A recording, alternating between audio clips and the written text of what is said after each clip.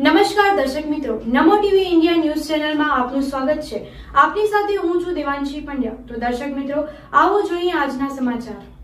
આમ આદમી પાર્ટી પશ્ચિમ કચ્છ જિલ્લાની અગત્યની મીટિંગમાં આજે કાર્યકારી પ્રદેશ પ્રમુખ કૈલાસદાન ગઢવી, સંગઠન મંત્રી રાજેશ પિંડોરિયાની અધ્યક્ષતામાં મળેલી મીટિંગમાં સર્વાનુમતે દત્તેશ ભાવસારને પશ્ચિમ કચ્છ જિલ્લા પ્રમુખ પદ માટેની પસંદગી કરવામાં આવી હતી। નવનિયુક્ત પ્રમુખ દત્તેશ ભાવસાર દ્વારા બસ હવે તો ભુજ બચાવો અભિયાનનો પણ પ્રારંભ કરવામાં આવ્યો હતો। ભુજ શહેરની હાલત હાલમાં ખૂબ જ બીમાર અને બિસ્માર છે। તેને બચાવવા માટે ભુજના તમામ વિસ્તારોમાં પદયાત્રા અને જાગૃતિ અભિયાનના માધ્યમથી લોકોને જાગૃત કરવામાં આવશે। ભુજની વધતી જતી સમસ્યાઓ અને લોકોને પડતી મુશ્કેલીઓ માટે હવે આ અભિયાન શરૂ કરવામાં આવ્યું છે, જેમાં લોકોને જાગૃત કરી તેમની સમસ્યાઓના સમાધાન સાથે વિવિધ તંત્રો સુધી પહોંચાડવામાં આવશે। આગામી દિવસોમાં બસ હવે તો ભુજ બચાવો અભિયાનમાં અલગ અલગ કાર્યક્રમો આપવામાં આવશે અને આ અભિયાન સાથે લોકોને જોડવામાં આવશે, એવું નવનિયુક્ત પ્રમુખ શ્રી દત્તેશ ભાવસાર દ્વારા જણાવવામાં આવ્યું હતું। આવો સાંભળીએ એમના શબ્દોમાં। પાર્ટી માટે કચ્છમાં એક ઐતિહાસિક દિવસ છે। આમ આદમી પાર્ટીના બધા કાર્યકર્તાઓ મળીને આજ મીટિંગ રાખી હતી। જવાબદાર વ્યક્તિ જે પાર્ટી માટે ડેડિકેટેડ, પાર્ટી માટે વર્ષોથી કામ કર્યો, જેણે પાર્ટી ઊભી કરી, એવા માણસની જરૂર હતી ને અમારા માટે દત્તેશભાઈથી સારો કોઈ ઓપ્શન હતો નહીં અમારા માટે। એટલે અમે બધા રાજીપાથી સર્વસહમતિ દત્તેશભાઈને પ્રમુખના રીતે અમે વરણી માટે બધા સ્વીકૃતિ આપી છે।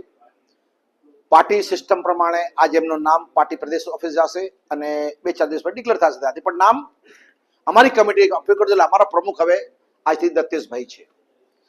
હા, જો આમ આદમી પાર્ટી એક રાજકીય પાર્ટી છે અને અમે ગુજરાતને ધન્યવાદ આપીએ છીએ કે ગુજરાતે આમ આદમી પાર્ટીને નેશનલ પાર્ટી બનાવી। કેજરીવાલજીનો પણ ખાસ એટ્રેક્શન, ખાસ લાગણી ગુજરાતના આમ આદમી પાર્ટી માટે છે। તેમણે આભાર પણ વ્યક્ત કર્યો છે, કારણ કે ગુજરાતમાં આમ આદમી પાર્ટી ઇલેક્શન પછી ભારતની નેશનલ પાર્ટી બની શકી।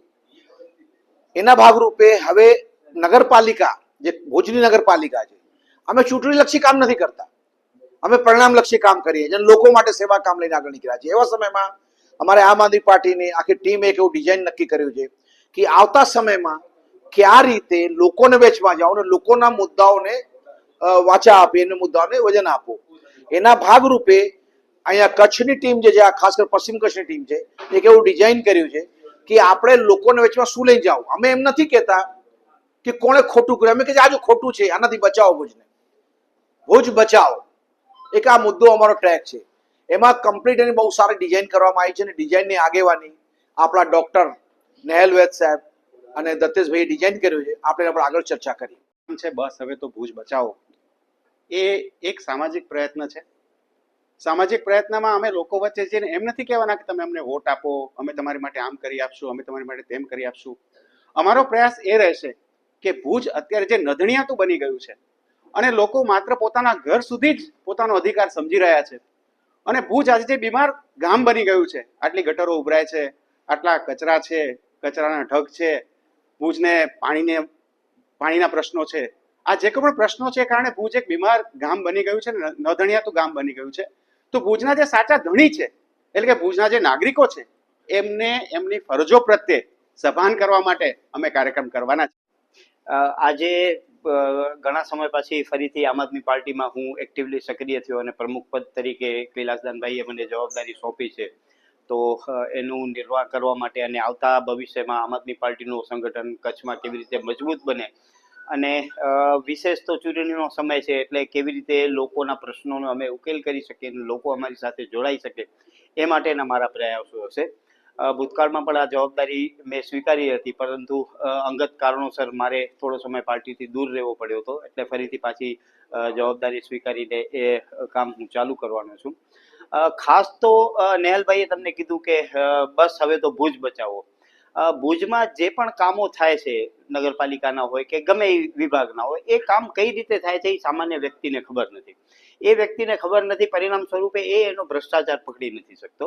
એટલે અમારા માધ્યમથી અમે સામાન્ય લોકોમાં એ જ વાત લઈને જવાના છીએ કે ભુજમાં જે પણ તંત્રો છે એ કઈ રીતે કામ કરે છે અને એમની કામના ઉણપના કારણે આજે આપણું ભુજ બીમાર થઈ ગયું છે। તો એ ભુજને સાજો કરવા માટે, જેમ ડોક્ટર સાહેબે કીધું કે બહારથી કોઈ નથી આવવાના, આપણે જ એનો ઈલાજ કરવો પડશે અને સ્વાભાવિક છે કે ગંદકી સાફ કરવી હોય તો આપણે ગંદકીમાં ઉતરવું પણ પડે।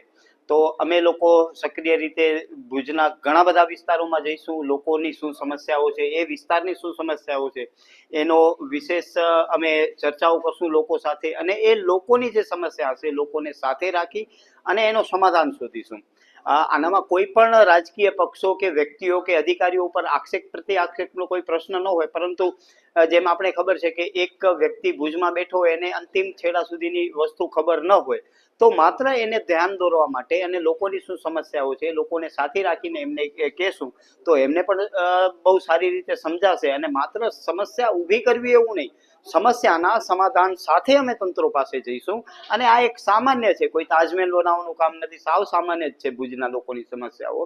તો લોકોને સાથે રાખશું તો લોકોમાં પણ જાગૃતિ આવશે. અમારો આ માધ્યમથી અમારો મેઇન મોટિવ એ છે કે ભુજના દરેકે દરેક નાગરિકને ભુજ બચાવોની સાથે જોડવાનું. આજે એ પાર્ટીની સરકાર છે, કાલે બી પાર્ટીની, પરમ દિવસ સી પાર્ટીની સરકાર હશે, પરંતુ જો ભુજના લોકો જાગૃત હશે તો ગમે તે પાર્ટીની સરકાર હશે ને એ મજબૂતીથી લડી શકશે. અને અંતે ભારતનો સંવિધાન જે ભુજના લોકોને તાકાત કે કચ્છના લોકોને, ભારતના લોકોને તાકાત આપે છે, એ તાકાતનો ઉપયોગ કરી અને સારી રીતે પોતાનો શહેર દેશ બચાવે, એ અમારો મુખ્ય મોટિવ રહેશે. તો દર્શક મિત્રો, આ હતા આજના સમાચાર. ફરી મળીશું નવા સમાચારો સાથે. ત્યાં સુધી રજા આપશો. નમસ્કાર.